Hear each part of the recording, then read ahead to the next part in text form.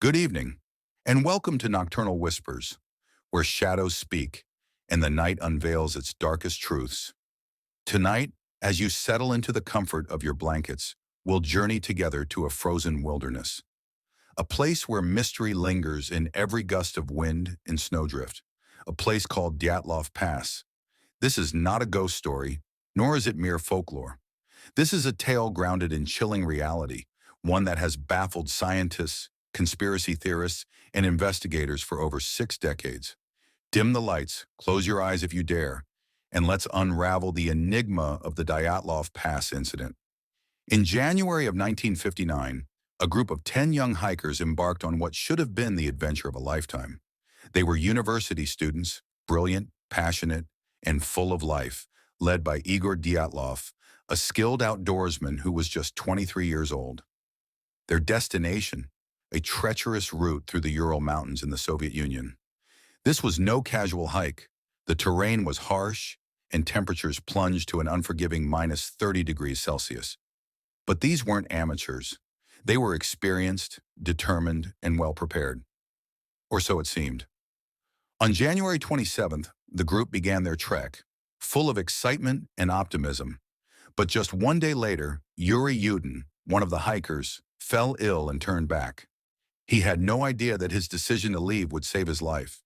When the hikers didn't return as planned, search teams were sent into the mountains. Days passed and hope began to wane.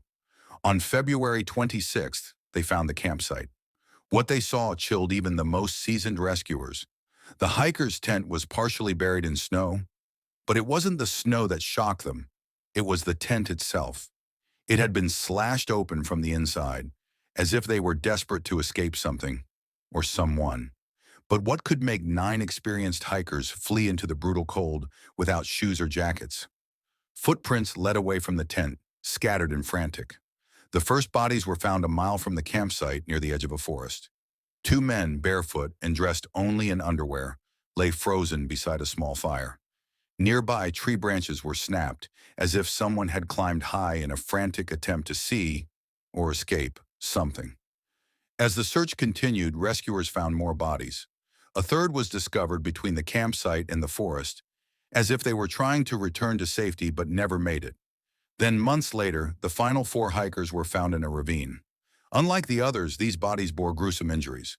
One had a fractured skull, 2 had broken ribs so severe that investigators compared the force to that of a car crash. One woman was missing her eyes and her tongue had been torn out. Perhaps the most baffling detail was this.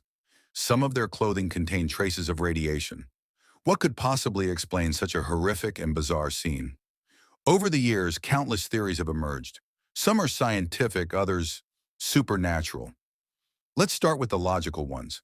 One theory is an avalanche. An avalanche could explain why they fled the tent in such a hurry, cutting their way out from the inside. But here's the problem. There was no evidence of an avalanche in the area. The slope wasn't steep enough, and the tent was still visible, hardly what you'd expect if tons of snow had barreled through. Another theory involves military experiments. This was the height of the Cold War, and the Ural Mountains were no stranger to secret military activity. Some speculate the hikers stumbled upon parachute mines or other classified tests. The radiation on their clothing adds fuel to this theory. But why would the injuries be so varied? Some mild, others catastrophic. Then there's infrasound. Imagine a sound so low you can't hear it, but your body feels it. This is infrasound, caused by wind patterns in certain conditions. It's been known to induce panic, disorientation, even hallucinations. Could this explain why the group fled the tent in terror? And then there are the other theories.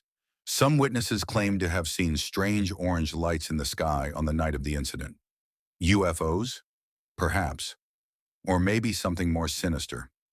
Others believe the hikers fell victim to a yeti, or a similar creature lurking in the mountains. It sounds absurd, doesn't it? Until you consider the injuries, crushed ribs, a missing tongue, injuries that even experts couldn't fully explain. Despite decades of investigation, we still don't have definitive answers. Why did they flee the tent? What caused those horrific injuries? And what about the radiation? In 2020, Russian officials reopened the case and blamed it on an avalanche.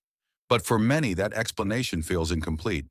Perhaps we'll never know the truth about what happened that frozen night in 1959.